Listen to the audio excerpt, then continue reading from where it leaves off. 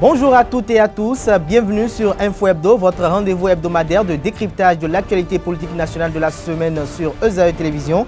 Mardi dernier, le Front pour le sursaut patriotique a effectué une importante marche dans les rues de Cotonou pour protester contre le pouvoir du président Patrice Talon, qu'il qualifie d'autocratique. 2 jours avant cet événement de grande envergure, le parti politique Restaurer l'Espoir a effectué une cérémonie de présentation de vœux à son parti. Occasion pour ce dernier, Candide Azanaï, de faire devant ses militantes et militants son analyse de la gestion des affaires étatiques. Il dénonce des nids de corruption au sommet de l'État et qualifie le RAVIP d'une option pour mener le peuple à un vote électronique à truquer les élections. Cette semaine, malgré la décision de la Cour constitutionnelle, les magistrats ont effectué des mouvements de débrayage. Occasion pour nous de revenir sur la loi votée à l'Assemblée nationale portant retrait du droit de grève à certains agents permanents de l'État. Et pour l'exercice du jour, je serai accompagné de Médéric François Gongo. Il est éditorialiste, fondé du quotidien Actu Express. Il sera face à Distel Amoussou, éditorialiste, consultant en communication. Sans plus tarder, on les retrouve pour le décryptage.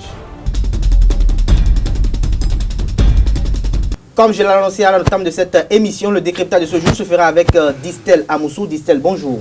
Bonjour, cher ami. Merci d'avoir accepté notre invitation malgré votre agenda très chargé. Vous êtes face à Médéric François Gongo. Bonjour.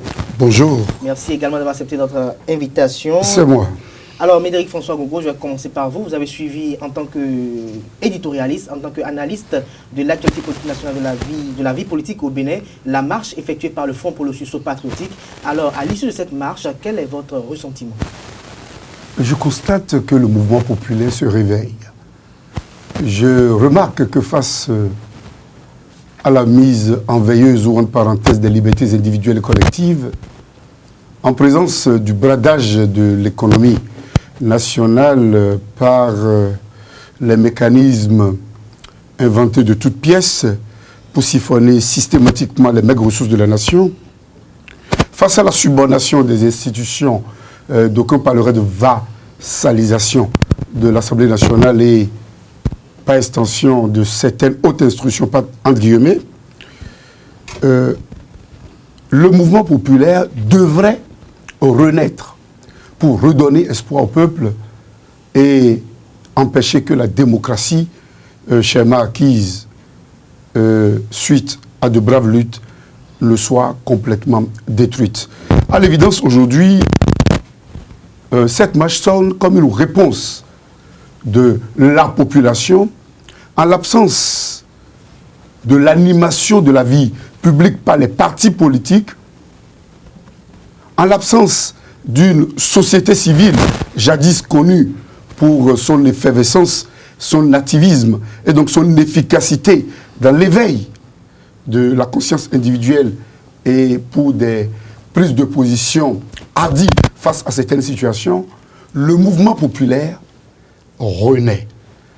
Face au chef de l'État que les manifestants ont qualifié de dictateur, entre guillemets, de despote, entre guillemets, de quelqu'un qui ne prend pas les précautions qu'il faille pour préserver le patrimoine national. Bref, face à tout ce que les manifestants ont dit, je pense que nous n'avons pas de réserve. Mieux, nous pensons que ce n'est que le début d'un mouvement qui doit ramener le chef de l'État à son véritable rôle du premier des Béninois, du garant de l'éthique et de la morale indispensable en politique, du garant de l'équité dans les marchés publics et dans la redistribution de la richesse nationale. Bref, le chef de l'État a face à lui aujourd'hui un peuple. Pas seulement le FSP. C'est vrai que ce sont les éclaireurs. Mais nous avions constaté, nous étions quelque peu dans les environs, nous avions constaté une mobilisation spontanée. Donc on parle qu'il y a eu une mobilisation de badauds. Vous savez, au départ de tout, on n'a que des badauds.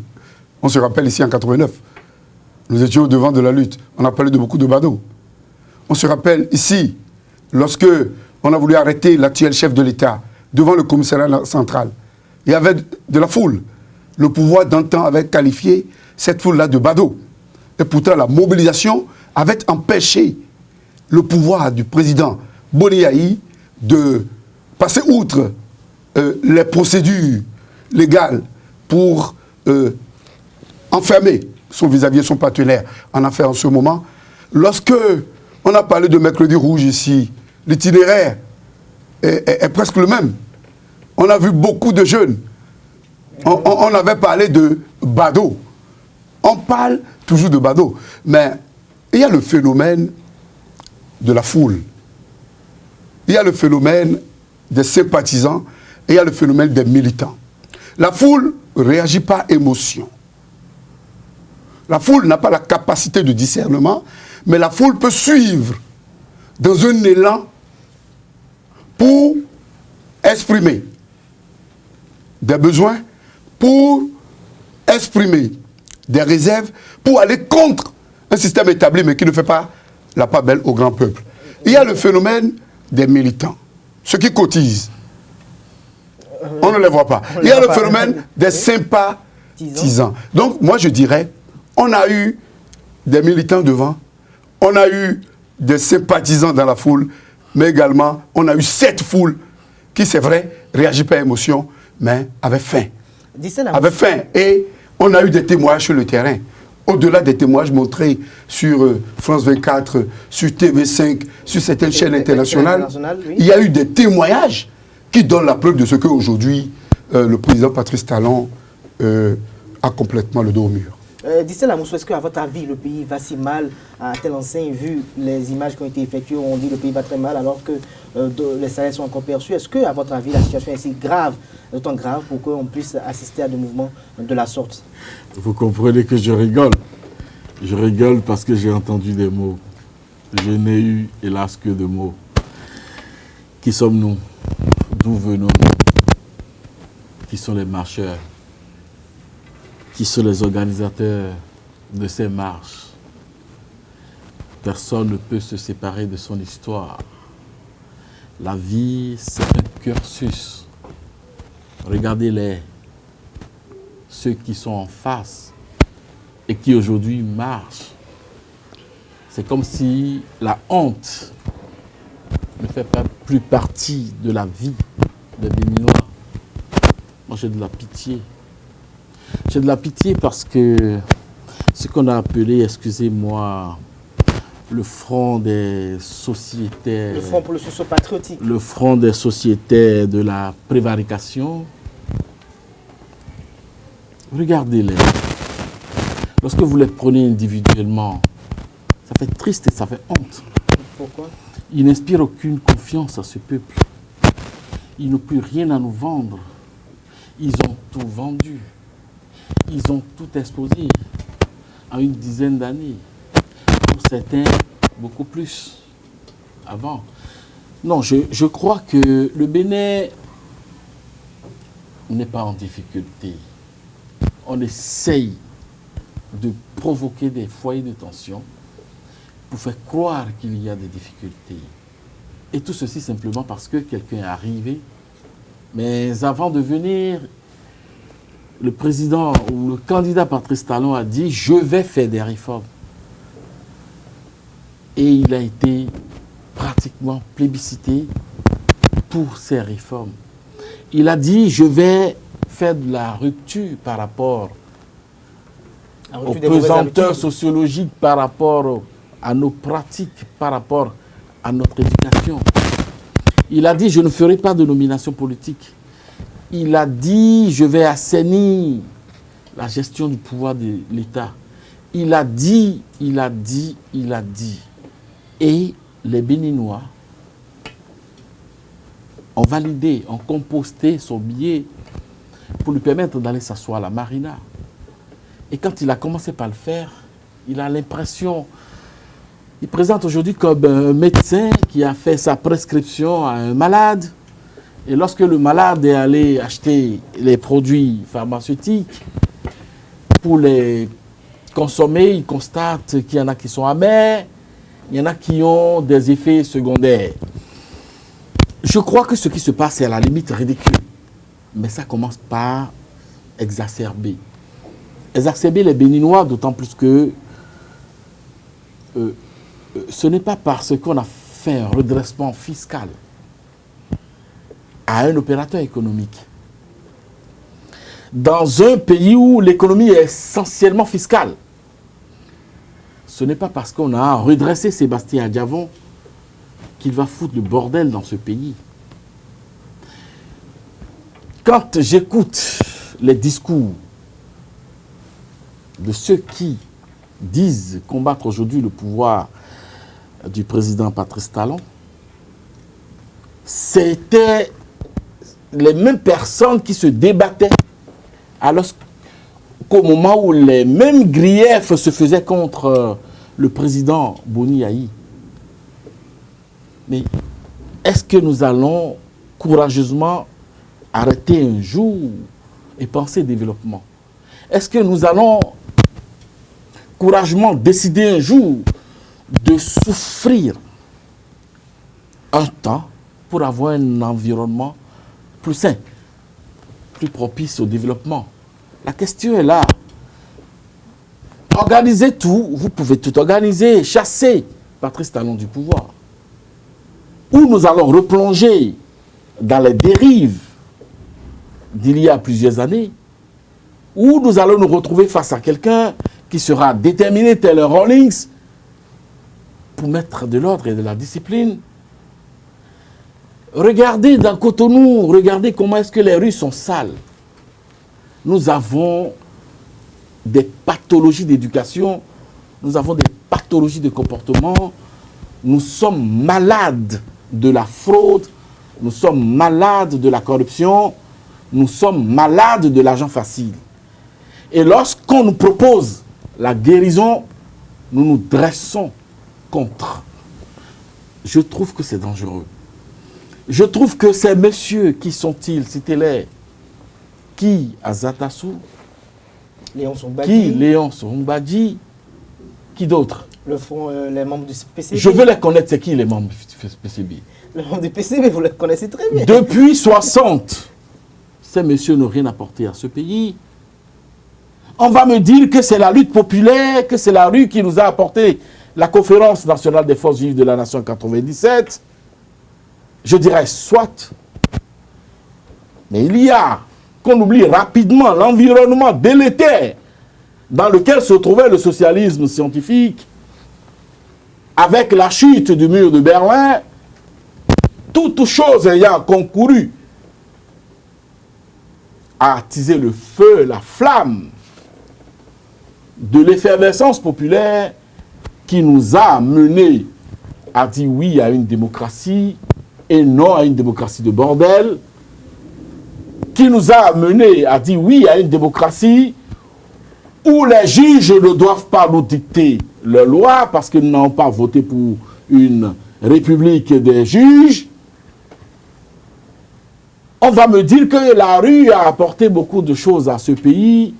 Je dirais oui, mais dans quelles conditions? Parce que nous avons quitté, nous avons tourné au dos à la révolution il y a déjà 2 décennies et plus. Mais comment est-ce qu'on va fabriquer des pantins? Comment est-ce qu'on va nous mettre des marionnettes devant pour chercher à atteindre, à tenter à la souveraineté de l'État? Mais je crois que ce pays a besoin qu'on lui dise la vérité. Qui sont-ils? Nous étions combien les marcheurs? Moi, je me pose la question. Je me demande, quel est l'idéal? La marche porte quel discours? Vous veniez de le dire tantôt, dans un pays où nous continuons à percevoir nos salaires. Dans un pays où nous avons intérêt à décupler nos forces pour la productivité et produire des ressources avant d'en attendre le partage, nous cessons de travailler. Nous portons à tête à l'éducation de nos enfants parce que nous les mettons dans la rue. Nous refusons d'aller à l'école, de leur apporter le savoir. Et tout ceci parce que nous pensons que nous faisons mal à Patrice Talon. Lui, aucun de ses fils n'est encore à l'école. Nous faisons mal à qui? Mbedi, aucun de ses enfants n'est encore à l'école. Mais diantre, à qui nous faisons tort? Posons-nous la question. Arrêtons systématiquement ce vagabondage ou cette prostitution éhontée des luttes politiques. Est-ce qu'il y a même un parti politique au Bénin? Vous en connaissez un? Je n'en connais pas. Et c'est devant l'absence de l'existence de partis politiques dans ce pays que vous avez de groupuscules de petits larcins qu'on a instrumentalisés pour mettre leurs compères. Ils étaient combien? C'est votre avis, vous l'avez partagé avec nous. Mais Derrick François Gogo, au sujet de cette marche, il y a eu quand même d'autres informations liées à cette marche. Il y a eu le préfet Modeste Toubla qui a revu l'itinéraire initial de cette marche, mais à la suite, le mouvement populaire n'a pas respecté cette marche. Et à la suite, c'est le commissaire central qui s'est vu adresser une demande d'explication. Analyse rapide de cette fait très rapidement avant qu'on passe au sujet prochain. Vous savez, le mouvement populaire est l'expression normale dans un système démocratique ou pour accompagner un pouvoir, ou pour ramener un pouvoir dans la droite ligne. La qualité de ceux qui dirigent ou de ceux qui participent à ces marches, cette qualité peut être diversement appréciée. Mais l'essentiel, c'est qu'aujourd'hui, le peuple a faim. L'essentiel, c'est qu'aujourd'hui, au niveau du pouvoir, du clan Talon, il y a une volonté de musellement de la presse. Aujourd'hui, nous avons 90% des journaux qui sont des journaux propagandistes. Aujourd'hui, nous avons au moins une radio qui est régulièrement brouillée. Et nous constatons que la HAC est là, relativement incapable, même si la HAC se retrouve des droits pour pouvoir régenter les réseaux sociaux. Aujourd'hui, nous avons les très proches du pouvoir en place, du clan Talon, et je pèse mes mots, qui ont opéré un dictat Vous parlez de clan sur les marchés publics, un dictat sur les secteurs porteurs et névralgiques du pays. Je veux parler du port. Pourquoi vous parlez du clan Talon? Le clan Talon, c'est-à-dire le clan et la ramification des proches et des très proches. C'est ça qu'on appelle le clan. Alors, On les voit au niveau. Qui n'est pas respecté. On les voit au niveau des ambassades, où on nomme des vieillards qui ont fini de donner la preuve de leurs compétences, en France et peut-être en Turquie. On les voit au niveau de l'administration publique, où on nomme des gens qui ont le BTS et qui gagnent 40 fois le salaire de ceux qui les dirigent, parce qu'on a parlé de cette affaire de faire recours aux compétences, comme on le constate également au niveau du port, que l'on a bradé au port de Anvers, qui est empêtré dans des difficultés énormissimes. On le voit au niveau de l'appareil politique, qu'on désarticule à volonté la crise au niveau de l'AEB, la crise au niveau du PSD, la crise à gauche, la crise à droite, où nous avons l'impression qu'on n'a pas un président, mais qu'on a un roi, mais malheureusement qui se trompe de pays et d'époque. Parce qu'aujourd'hui, nous sommes dans un système démocratique. Et tout autant, mon vis-à-vis peut se réserver le droit de manifester. Également, tout aussi, j'allais dire, tous ceux qui sont dans le pays peuvent se réserver le droit d'exprimer leur volonté. Lorsque les partis politiques sont sclérosés au Parlement, des 60 députés du bloc de la majorité présidentielle, au moins 20 sont dans ce bloc parce qu'on les tient par leur nombril, parce qu'on les tient par des affaires dans lesquelles ils sont. Aujourd'hui au Bénin, on les tient dans les affaires dans lesquelles ils sont. On fait du chantage politique. Donc aujourd'hui au Bénin, par rapport à la marche qui n'a pas été... Je vais venir à la marche. Aujourd'hui au Bénin, oui. Et là je vais faire la transition. Merci. Il y a un règne de la terreur. Médéric, vous avez beaucoup de choses. J'affirme ce que je dis. Ou moi-même qui suis ici. Oui. Il suffit que je sorte d'ici, que vous diffusez l'émission.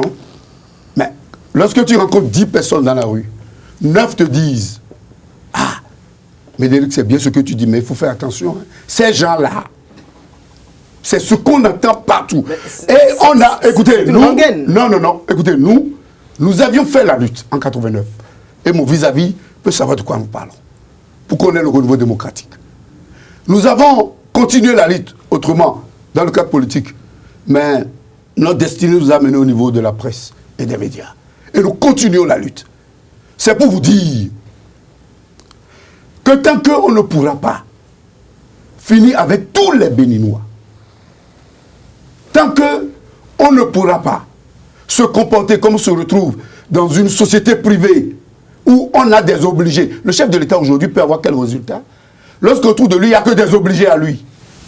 Les gens qui ne peuvent pas lui dire, Excellence, Monsieur le Président, avec tout le respect que nous devons, vous voudriez qu'on fasse ici, ainsi, et si nous faisions ainsi, est-ce que cela ne serait pas mieux? Lorsqu'on a des employés avec soi, qu'on a utilisés dans le secteur privé, où on a fait preuve de ruse, de malice, de traîtrise. Non, je ne vais pas parler comme l'autre. Parce que si c'était de la rage aussi, c'est grave, parce que lorsqu'on est des dirigeants d'un pays, et surtout de surcroît, lorsqu'on on a la charge de garantir l'équité, de garantir la justice pour tout le monde. Est-ce que vous vous retrouvez dans ce cycle? Évidemment, suivez mon raisonnement. Mon raisonnement est clair, parce que vous avez parlé, j'ouvre la parenthèse, je vous réponds, je la refais. L'itinéraire qui n'est pas respecté. Pour vous dire que lorsqu'on me parle de rage, et que cette politique de rage a été déclarée par le ministre de la Justice, celui-là n'a plus sa place dans le gouvernement. Ceci étant, lorsqu'on a vu sur le terrain Toboula, mon cher ami Toboula, votre cher ami encore, qui aurait réussi dans le... Je ne parle pas de déguerpissement, dans... les opérations de libération, le chef de libération, il a mis de l'ordre. Mon cher Toboula, il est très cher à vous. Je le retrouve dans un rôle qui pourrait lui réserver des surprises à l'avenir. Agréable ou désagréable? Désagréable, évidemment. Parce que dans le cas de figure, on a constaté que la loi rouge n'a pas été respectée. On a constaté que la pression des manifestants, moi je ne les appelle pas des badauds, je ne cherche même pas de mots, je les appelle de simples patriotes. Parce que... Puisque les badauds sont aussi des Béninois. Écoutez, je les appelle de simples patriotes qui ont impulsé, qui ont imprimé un rythme à un mouvement qui a réussi à violer la civilité, à l'autorité qui s'est retrouvée par extension dans une posture de méconnaissance de ses prérogatives, ainsi que les divers correspondants nous l'ont prouvé. Nous n'allons pas apprécier le préfet dans le fond du débat. Nous laissons lui et ses vis-à-vis se défendre, mais nous constatons tout simplement que la marche, que la volonté populaire, que la pression populaire, que les affamés du peuple, que ceux qui refusent de subir la terreur, que ceux qui refusent de subir la poltronisation de la grande majorité des Béninois aujourd'hui qu'on manipule à dessein, à coups de billets, on les appelle les web activistes, on les appelle les objecteurs de conscience entre guillemets, qui au lieu de défendre une cause, me donnent beaucoup plus l'expression, qu'ils défendent des personnes. Je vois que ce pouvoir ne fait pas que piller. Ce pouvoir ne fait pas que compromettre les libertés individuelles et collectives. Ce pouvoir ne fait pas que détruire le concombre politique. Mais je vois que ce pouvoir est également en train de pécher contre la morale collective de tous les Béninois en poltronisant des jeunes qui insultent à dessein des aînés. J'ai vu des jeunes parler du président Nicéphore Dieudonné Soglo comme de vil individus. Je vois des jeunes aujourd'hui parler des militants, de ceux qui ont fait les mercredis rouges, qui étaient ensanglantés, qu'on a vu aussi ici à l'hôpital, qui ont bravé les interdictions sous Yahi pour permettre à la télécommande de venir finalement aux affaires. Je vois des patriotes et au-delà de la nature de ceux qui ont manifesté, chacun peut apprécier X, Y de telle manière. Le fond du débat, c'est que tel que les choses se passent, on ne peut plus aller à l'assassinat collectif.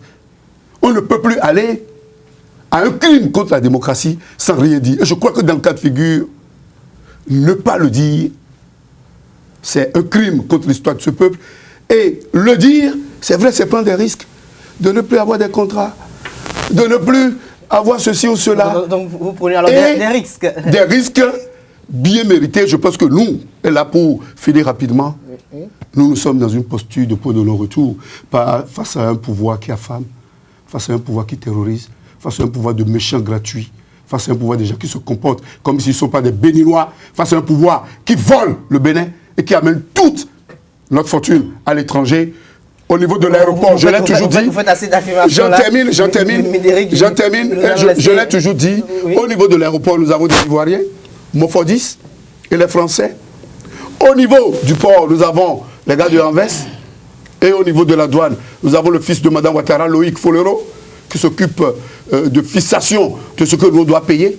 Au niveau des marchés et des travaux publics, nous avons MSE, une société ivoirienne. Au niveau, on a comme l'impression qu'on joue à détruire. Et les opérateurs économiques béninois, redressement ou pas redressement, c'est pas là le débat.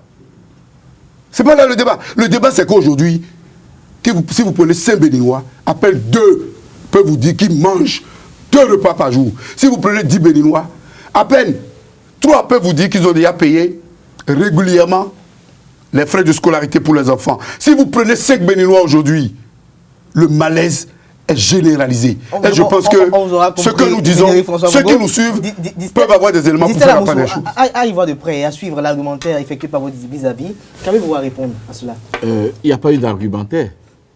Il y a eu un concert de propos colmatés sur les réseaux sociaux. Non, du tout pas. Il y a eu... C'est son avis, le partage. Non. Les réseaux sociaux, ce que j'ai dit est clair. Est-ce que j'ai la parole? Oui, allez-y. Oui. Il y a eu des affirmations sans preuve, gratuites. J'ai donné des noms. Il y a eu des accusations malvenues. Il y a eu. Et ce qui est heureux, moi je parle d'expérience parce que ça me fait quoi? Ça m'a fait 20 ans d'exercice au sommet de l'État. Et tout ce qui se dit aujourd'hui sur le président Talon, je les ai écoutés contre Kérékou pendant 10 ans. Je les ai écoutés contre Boni Yahi pendant 10 ans. Et aujourd'hui, il me dit que le président Talon était la télécommande et qu'il est venu au pouvoir aujourd'hui. Et la nouvelle télécommande, Sébastien Diavon, je lui souhaite bonne chance pour qu'il arrive au pouvoir, mais il va subir le même sort. Parce que nous sommes dans un pays de fainéants. Pourquoi? Nous sommes dans un pays où personne ne veut rien produire. Nous sommes dans un pays où tout le monde veut vivre au-dessus de ses moyens. Nous sommes dans un pays où tous les hommes veulent avoir 3-4 maîtresses. Nous sommes dans un pays où le jeune qui fonctionnait veut déjà s'acheter sa voiture et louer une maison de 60 000, alors que son salaire est à 100 000. Nous sommes dans un pays où tout le monde veut se mettre en veste, en cravate. Nous sommes dans un pays où, si tu es directeur de publication, que tu recrutes 5 journalistes, un an après, l'un se désolidarise du groupe et va créer aussi son journal. Nous sommes dans un pays où, lorsque tu crées un réseau WhatsApp et que tu les mets dessus, ils vont parler de frustration et que le lendemain, ils vont en créer 3, 4, 5 réseaux sociaux parce qu'ils pensent que tu captes de la rente. Nous sommes dans un pays où, lorsque tu recrutes du personnel, que tu arrives au bureau, ils regardent ta paire de chaussures. Si c'est la même que tu as portée qu'hier, ils remarquent la marque de ta veste. Nous sommes dans un pays de vaniteux jaloux. Nous sommes dans un pays où ceux qui se mettent aujourd'hui à la tête pour se dire objecteurs de conscience ou manipulateurs de foule ont un parcours, un itinéraire. Qui sont-ils? Vous les avez cités tantôt. Vous connaissez leur histoire. Ils sont qui et qui? Mais l'itinéraire... Ce pays ne mérite pas ça. L'itinéraire qui n'a pas été respecté par le Front pour le succès patriotique, à votre avis, et le préfet du département électoral, Modeste Toboula, qui adresse une demande d'explication au commissaire central de Cotonou, est-ce qu'à votre avis, l'autorité préfectorale a ces prérogatives-là? Je ne connais pas les données administratives. je ne connais pas les rapports administratifs qu'il y a entre le commissaire central de la ville de Cotonou et le préfet d'une ville qui s'appelle Toboula ou pas. Je ne viendrai pas sur ce plateau défendre les errements, les ailes et les méprises d'une autorité. Mais je parlerai comme béninois, je parlerai librement du développement de ce pays.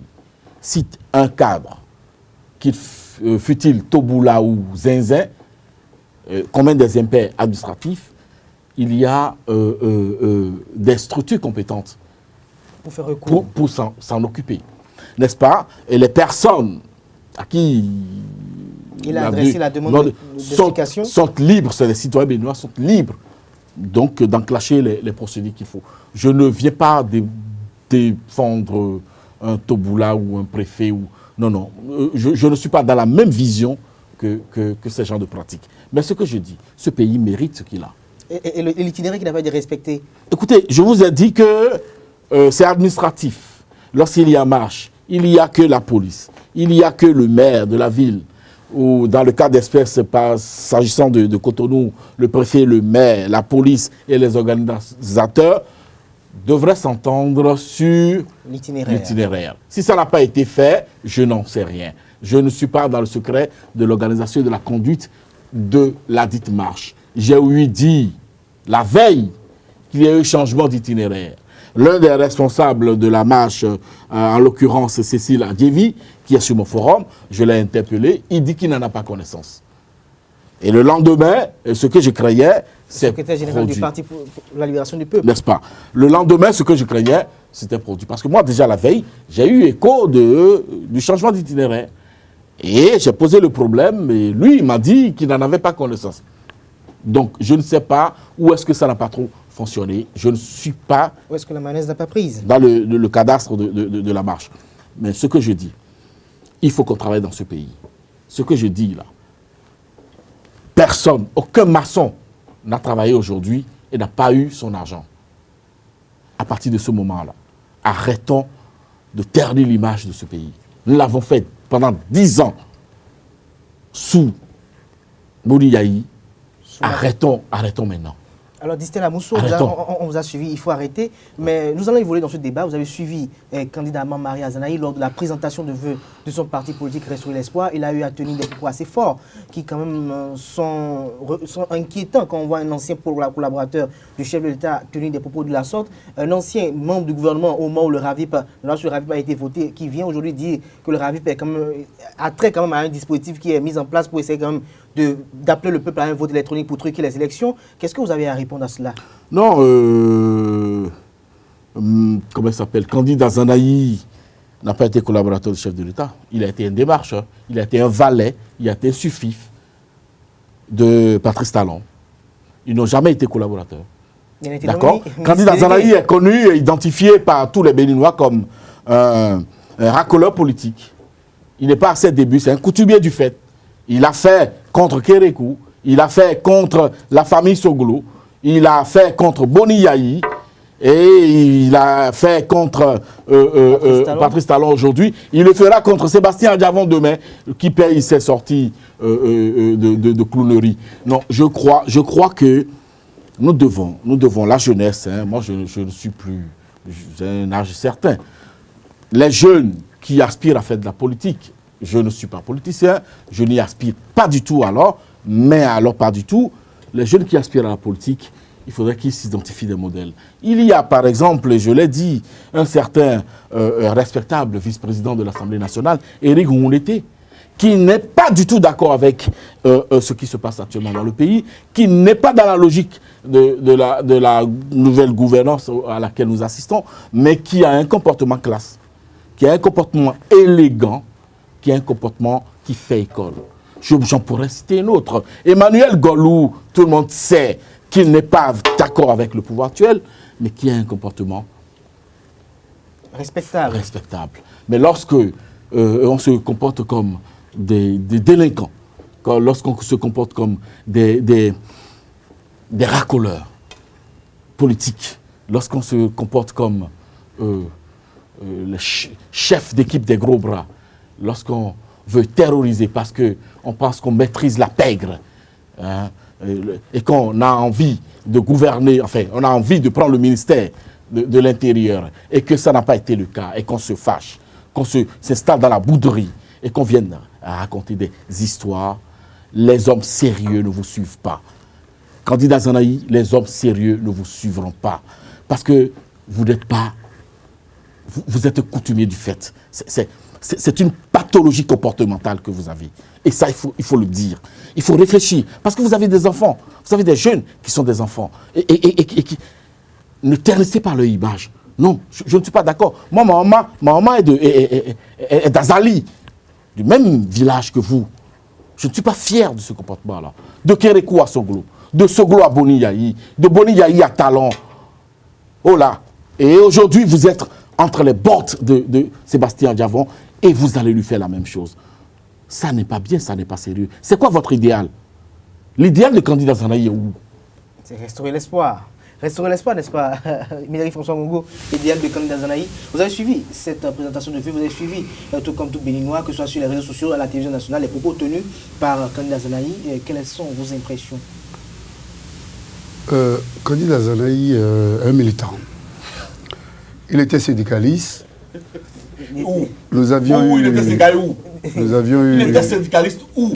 Non, je veux cette précision. Il était à l'UNACOM. Pour comprendre. Où? Criez, dites ça fort. Il était à l'UNACOM. Il était à l'UNACOM. Si, il faut le dire. Voilà. Deuxièmement, j'étais... Donc c'est un comportement de gare. Non. C'est un comportement de gare. Je peux continuer. Merci, Stella Moussou. On a compris votre déviation. Il était syndicaliste. Je me rappelle, à la conférence nationale des forces vives, on était invités et il fallait, au niveau de la jeunesse, dégager 2 représentants. Nous étions relativement un peu plus jeunes. Il était le représentant de la jeunesse à la conférence nationale. Candidat Zanahi était membre fondateur de la Renaissance du Bénin et je me rappelle des réunions aux 40 logements. Où l'actuel chef de l'État, Boliaï, Guiadjalaron, Lazare, Patouba, eux tous, ils venaient. Nous, on les a vus, on les a pratiqués, eux tous. Eux tous. Je ne me retrouve pas du tout dans la description de mon vis-à-vis par rapport à candidat Zanahi. Pour dire que sans candidat Zanahi, Talon n'allait jamais être président de la République. D'abord, Talon n'allait jamais être libre de ses mouvements jusqu'à revenir de son exil. Lorsque le président Patrice Talon était revenu, il était son Dieu. Alors. Il y avait combien de personnes? Il était son Dieu. Il y avait combien de personnes à l'aéroport? Tous ceux qui étaient partis à Paris, les premiers ont été amenés à Paris par qui? Les faits sont là. Les photos avaient été publiées par les services spéciaux de Boni Yahi. Suivez mon regard, vous savez de quoi je parle? En ce moment, les coupons de presse existent. Aujourd'hui, candidat Zanahi se retrouve comme l'idéal politique. Ah là, mon Dieu! Ainsi que le veut le peuple. Je m'explique. Oh là, mon Dieu. Nous allons laisser s'expliquer.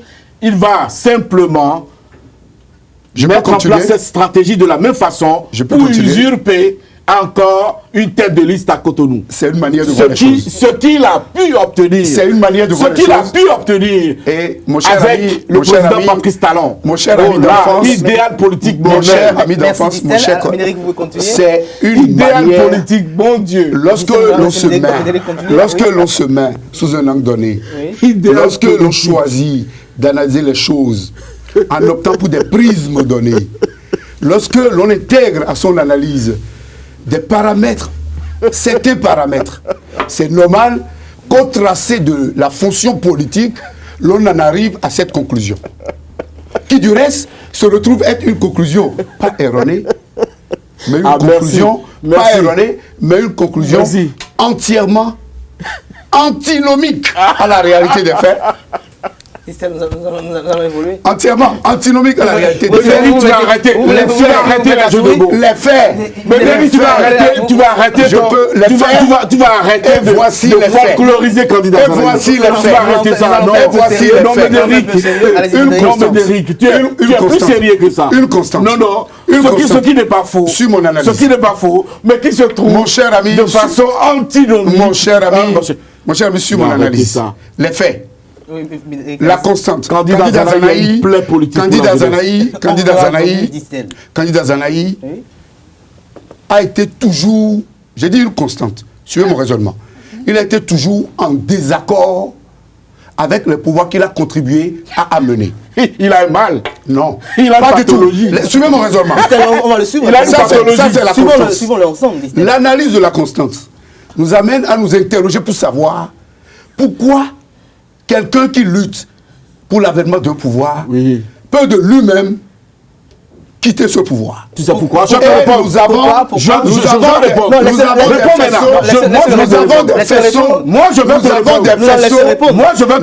des faisceaux de réponse. Oui, allez-y. Premièrement, ou bien celui-là se retrouve en désaccord.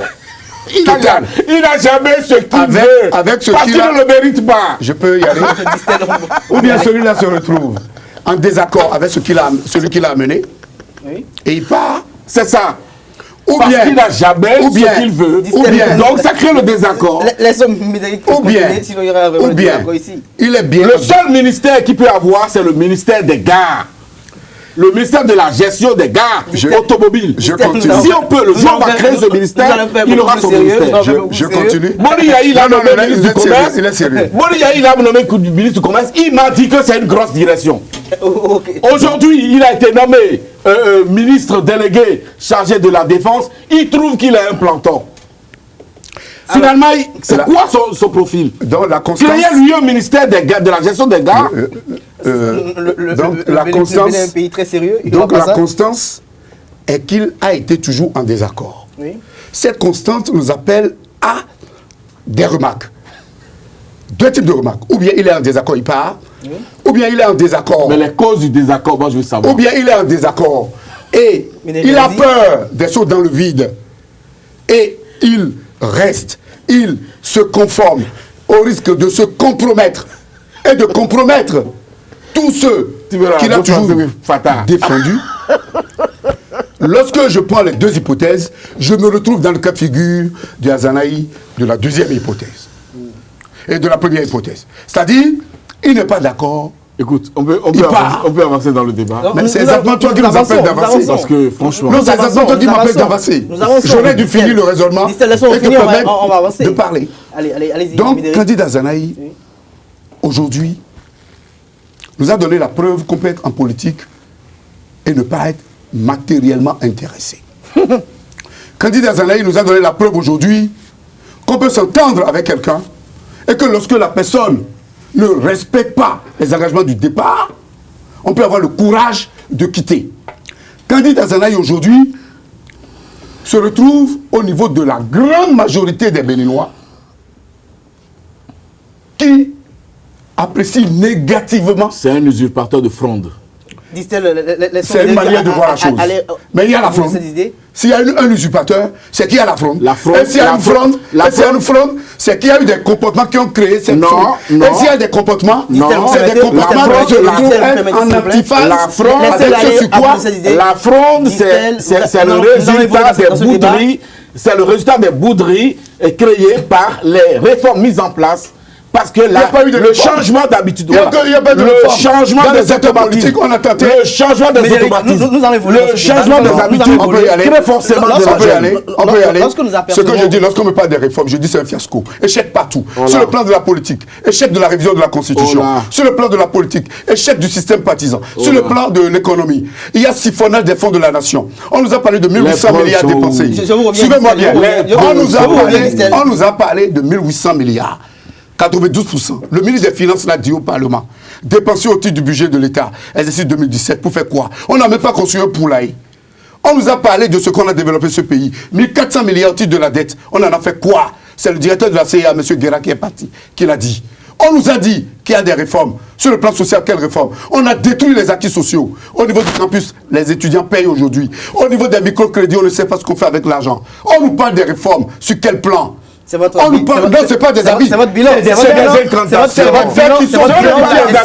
votre bilan de la gestion du vérifiable. Même pas des avis. Est-ce qu'aujourd'hui, les étudiants ne prennent pas les frais de scolarité? Est-ce qu'aujourd'hui, les poids du chef de l'État ne prennent pas en otage des marchés publics? Est-ce qu'aujourd'hui, lorsqu'on dit qu'on veut instaurer l'équité, lorsqu'on veut dire qu'on veut instaurer les réformes, est-ce qu'on doit permettre que des sociétés qui soient liées directement à soi, la Sobemap est éventrée, gérée par Atral aujourd'hui.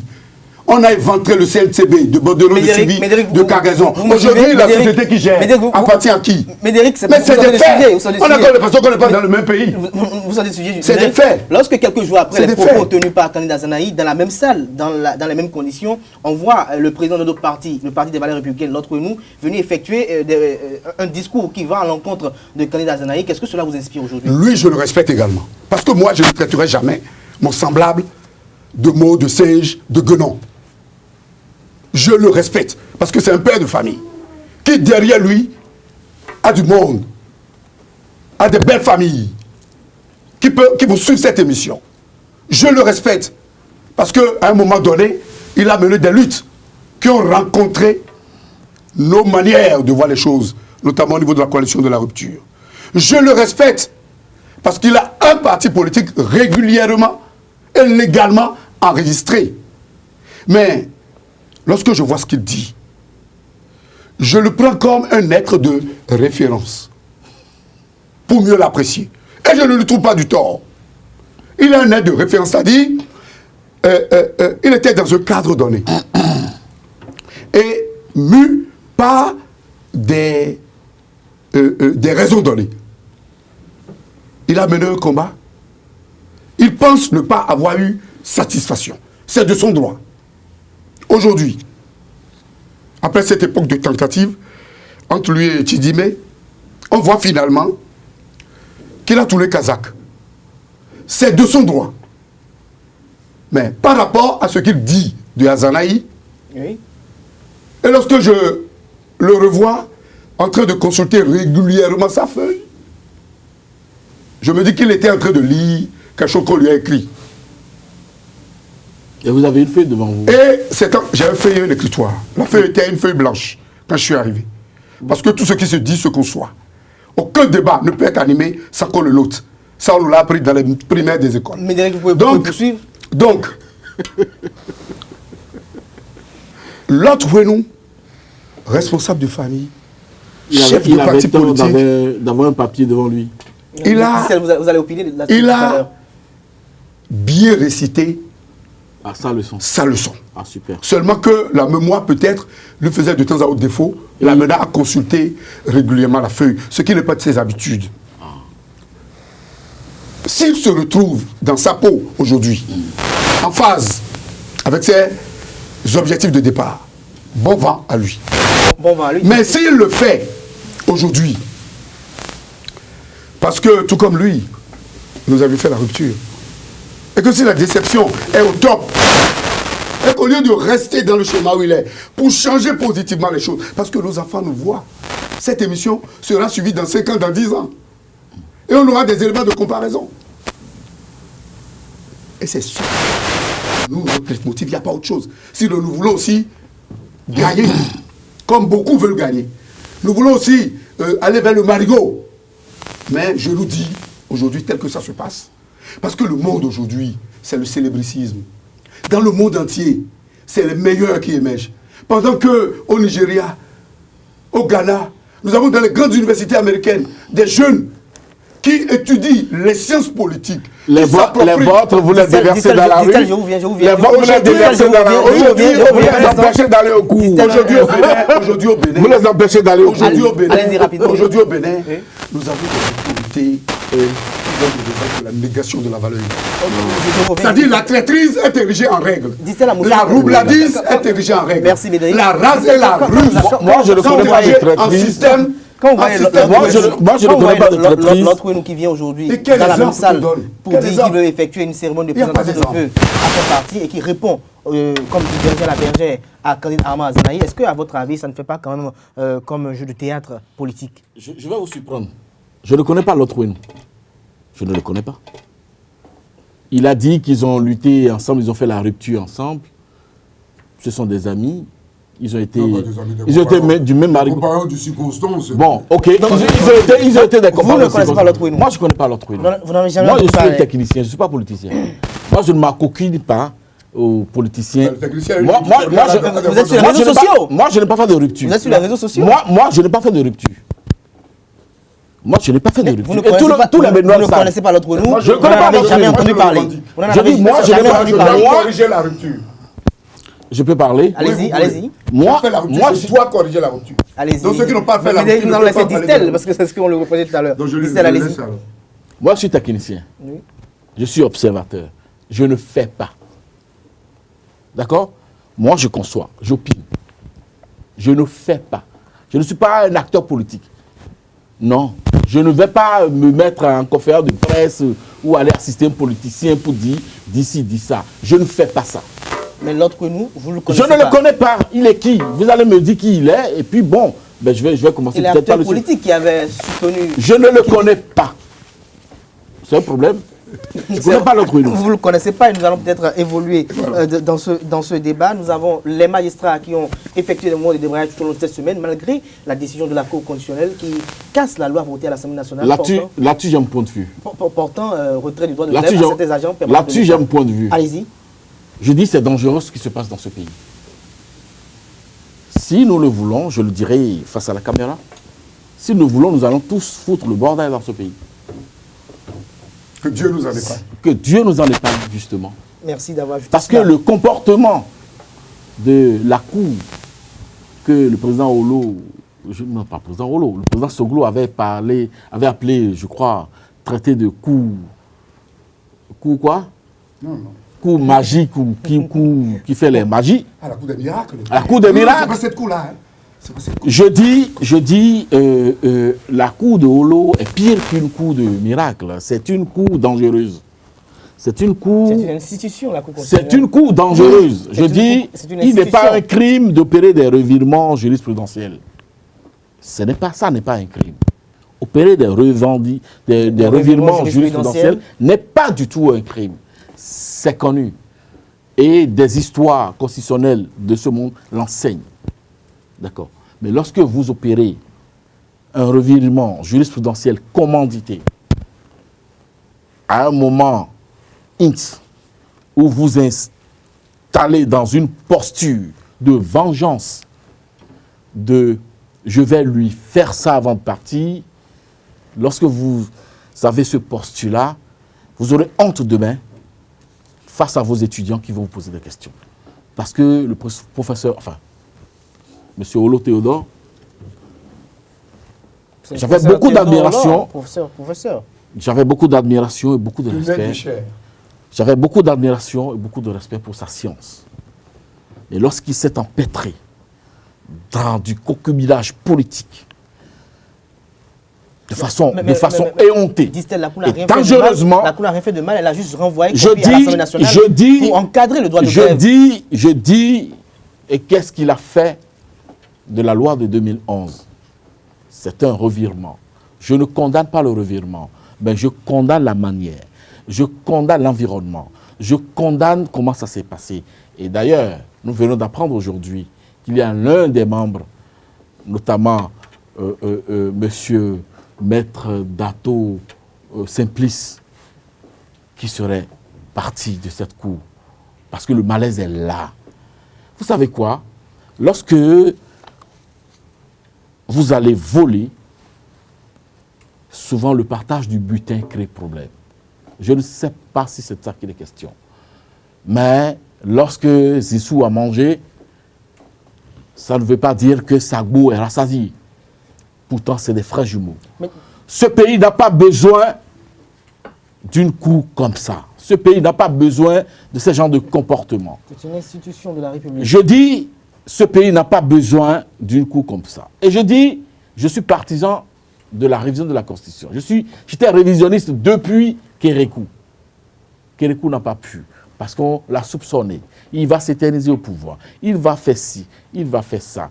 Le président Boni Yahi, avec Ricky Amadougou, ils ont sorti Elan. Touche pas ma constitution pour nous combattre. Ils nous ont combattu farouchement. Nous avons échoué. La constitution n'a pas été révisée. Boni Yahi est arrivé au pouvoir. Patrice Talon, aujourd'hui. Attends, Boni Yahi est arrivé au pouvoir. Il s'est retrouvé groggy devant les vérités que nous dénoncions.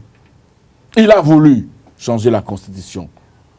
Ça n'a pas pu. On l'a soupçonné de tout. On l'a accusé de tous les noms. De mauvais oiseaux. Il est parti. Patrice Talon est venu. Il a voulu réviser la Constitution.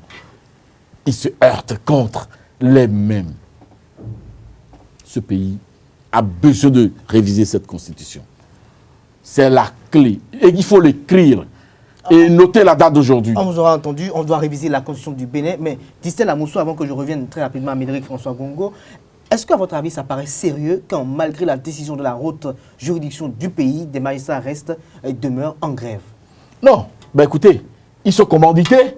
L'objectif, c'est quoi? Je l'ai écrit dans un de mes chroniques.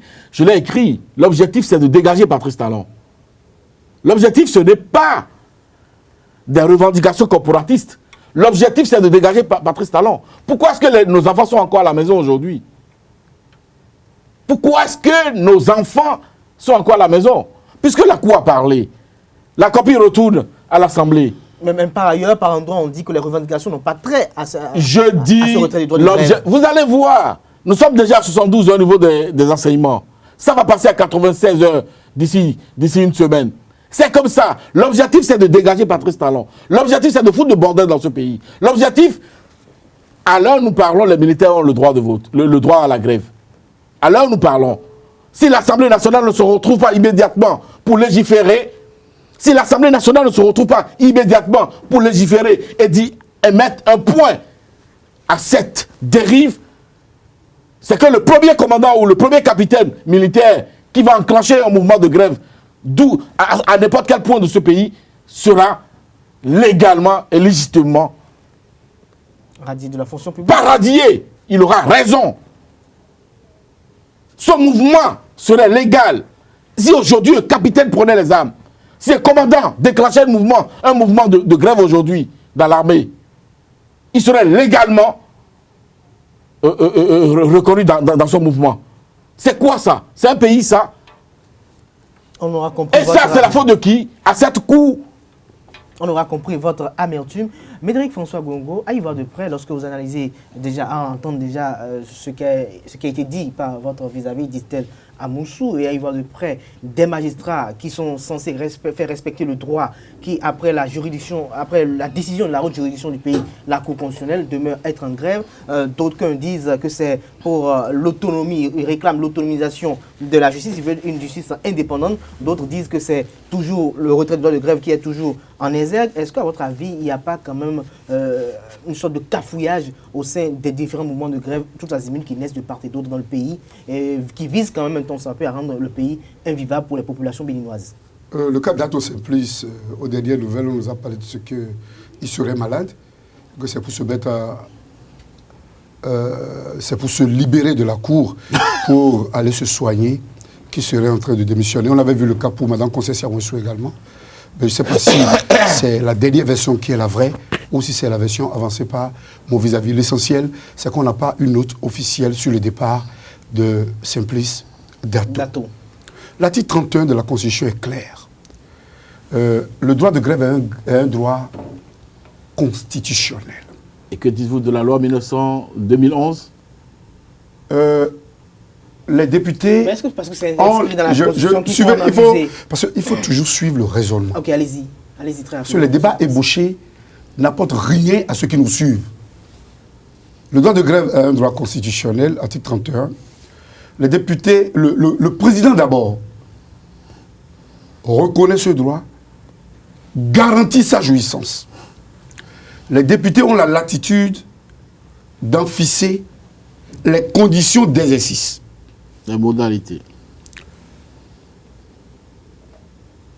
Au niveau des magistrats, il y avait des revendications corporatistes. qui n'ont pas eu satisfaction jusqu'à ce jour. La Cour constitutionnelle, la même Cour qui a déclaré le président Patrice Talon Élu, légitime du peuple. D'abord deuxième avec les 24% au premier tour. Il y avait moins de 50 000 voix de différence entre le troisième. Le troisième n'a pas été en contentieux parce que l'esprit de la rupture était respecté. La même Cour qui a déclaré le président... Qu'est-ce que vous voulez dire clairement? La même Cour qui a déclaré... La même Cour qui a déclaré le président Patrice Talon, président de la République, qui a reçu son serment, même si certains éléments n'étaient pas complètement au rendez-vous. Ah. Cette même Cour est celle qui a remonté les bretelles au gouvernement. 13 fois déjà par rapport aux lois votées par un Parlement. Simplement parce que Patrice Talon a refusé de faire comme Moni Yahi. Analyse. Patrice Talon a refusé d'envoyer les valises d'argent. Vous allez rebondir tout à l'heure. Analyse. Simplement. Lorsqu'on confond royalement les projets et les propositions de loi, et lorsqu'au niveau du Parlement, le chef du Parlement a eu à nous dire que lui, il ne fera plus jamais l'opposition, on a des raisons évidentes vous en faites plein, nous sommes presque à la fin de cette émission. De ne plus tellement croire ni en l'opportunité, encore moins à la portée des lois qui sont votées aujourd'hui, parce que ces lois ne se reposent pas sur la défense des intérêts du grand nombre, mais la défense des intérêts du président du Parlement qui a dit qu'il ne fera plus l'opposition et des 60 qui se retrouvent avec lui. Extension de l'analyse. Le chef de l'État, par rapport à la décision... Le chef de l'État est perpétuellement à la recherche quand même d'une majorité pour faire avancer ses réformes.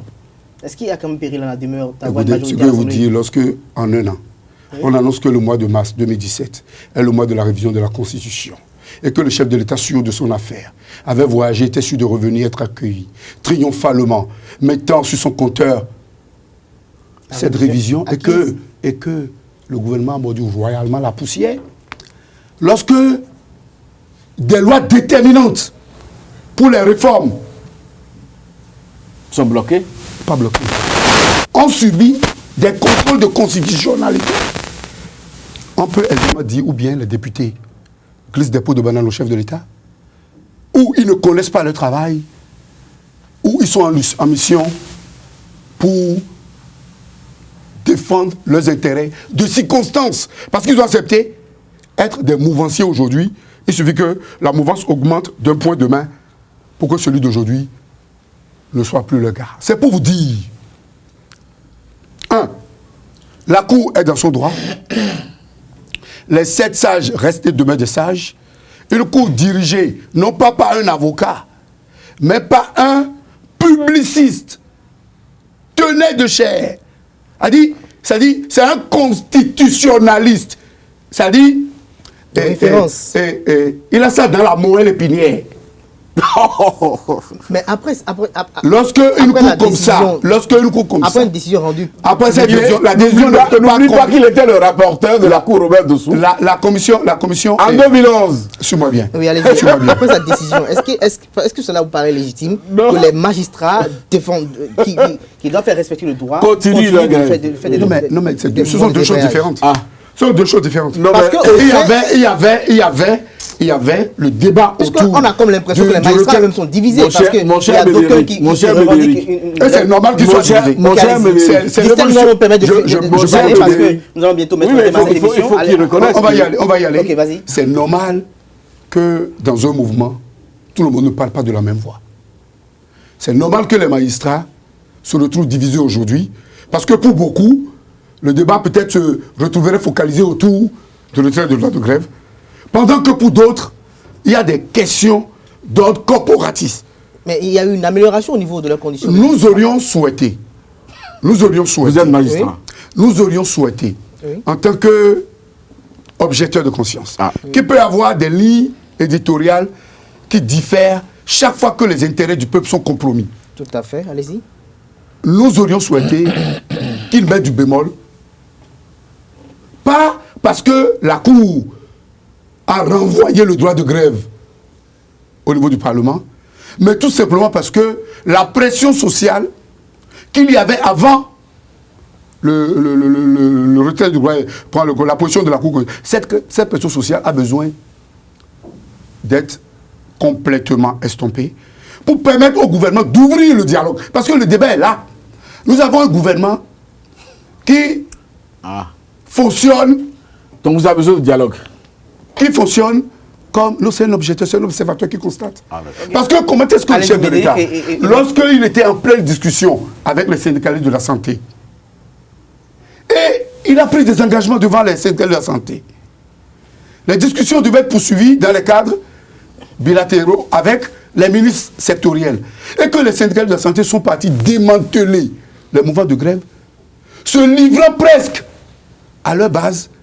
Mais je ne sais pas si c'est la Russie qui s'est encore invitée. Comment un chef de l'État, au même moment, peut faire des démarches pour leur enlever leur droit de grève? Il y a forcément quelque chose qui ne va pas. Il y a quelque chose qui ne va pas. Et ce n'est pas supporté. Et je pense que nous sommes presque dans les mêmes démarches. Vous défendez des options qui, pour vous, découlent de la paresse du peuple. Vous l'aviez dit. De la méconnaissance de leur rôle par les acteurs politiques. Je partage exactement cet avis. Mais nous ne pouvons pas refuser de voir aujourd'hui que le président, le respectable, le vénérable président Patrice Talon, il ne tient pas le gouvernement, il ne fait pas bien l'affaire. Parlons du président Patrice Talon. Ou il ne connaît pas l'affaire. Parlons du président Patrice Talon pour mettre au thème à cette émission. Mais dites-nous pourquoi, à votre avis, très brièvement, pourquoi, à votre avis, la rencontre entre le chef de l'État et les responsables syndicats n'a pas eu lieu? Je m'en tiens à la déclaration officielle. Très rapidement. Mais si, nous sommes à la fin de cette émission. Mais si je dois opiner, je me dis, même si le chef de l'État ne pouvait pas être là. En tant qu'analyste, oui, allez-y. On pouvait avoir un représentant du gouvernement au plus haut niveau. Là, ça donnerait au moins l'impression aux partenaires sociaux qu'on a rouvri le cadre de discussion. On ne veut pas discuter avec les partenaires sociaux. On veut affamer le peuple. On veut gouverner par la terreur, on continue de piller, de siphonner les fonds et on refuse que les Béninois en parlent. Merci à vous, Médéric François. Il y a un problème. Distel Amoussou, à votre avis, pourquoi cette rencontre n'a pas eu lieu? Alors le communiqué qui a été publié, je crois, d'abord a parlé de la rencontre du chef de l'État avec les responsables syndicaux. Si à la rencontre là, les responsables syndicaux découvrent quel qu'il soit un représentant au haut niveau et non le chef de l'État, on ne parlera encore de la ruse.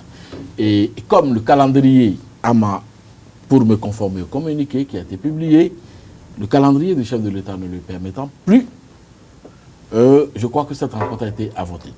Mais je crois plutôt que c'est ce qu'a avancé tout à l'heure Médéric. Il faut un environnement pour s'écouter. Il faut un calme pour s'écouter. On ne peut pas parler dans un environnement délétère. On ne peut pas parler lorsqu'il y a du bruit. On ne peut pas parler lorsqu'il y a confrontation. Il faut que tout le monde ramène la balle à terre. C'est l'espérance. Pour que l'on puisse se parler, s'écouter et partir sur des bases sérieuses, réalistes. J'en aurais fini. Merci à vous, Distel Amoussou. Je rappelle que vous êtes éditorialiste, consultant en communication. Vous étiez face à Médéric François Gongo, éditorialiste, fondé du quotidien Actu Express. C'était Info Hebdo de ce jour avec vous. Merci pour votre attention, merci pour votre disponibilité. Mesdames et messieurs, c'est la fin du numéro d'Info Hebdo de ce jour. Merci de nous avoir suivis. Passez une agréable week-end en compagnie de nos programmes sur les www.ezaetv.com. Bonsoir et à samedi prochain.